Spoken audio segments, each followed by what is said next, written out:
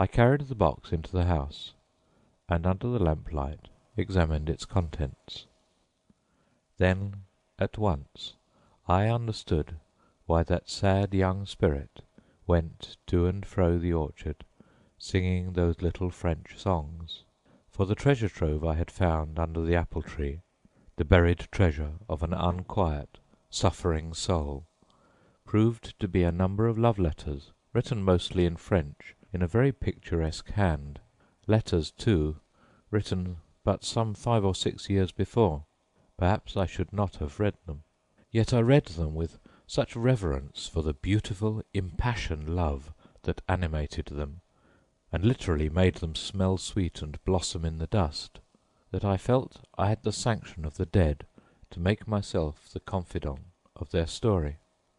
Among the letters were little songs, 2 of which I had heard the strange young voice singing in the orchard, and of course there were many withered flowers and such like remembrances of bygone rapture. Not that night could I make out all the story, though it was not difficult to define its essential tragedy, and later on a gossip in the neighbourhood and a headstone in the churchyard told me the rest. The unquiet young soul that had sung so wistfully to and fro the orchard was my landlord's daughter. She was the only child of her parents, a beautiful, wilful girl, exotically unlike those from whom she was sprung, and among whom she lived with a disdainful air of exile.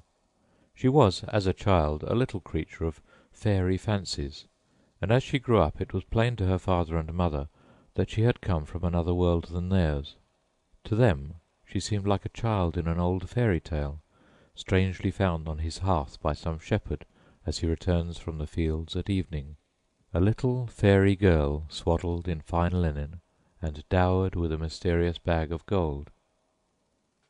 Soon she developed delicate spiritual needs to which her simple parents were strangers. From long truancies in the woods she would come home laden with mysterious flowers, and soon she came to ask for books and pictures and music of which the poor souls that had given her birth had never heard.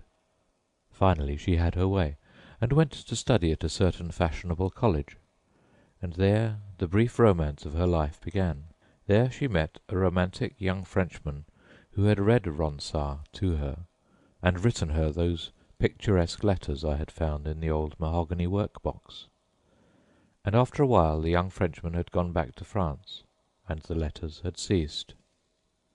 Month by month went by, and at length one day, as she sat wistful at the window, looking out at the foolish sunlit road, a message came.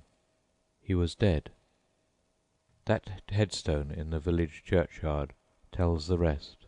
She was very young to die, scarcely 19 years, and the dead who have died young, with all their hopes and dreams still like unfolded buds within their hearts, do not rest so quietly in the grave as those who have gone through the long day from morning until evening and are only too glad to sleep.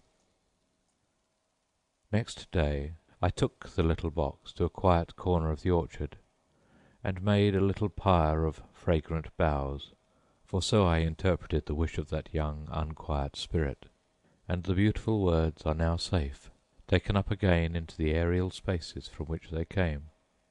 But since then the birds sing no more little French songs in my old orchard. The end of The Haunted Orchard by Richard Le Gallienne.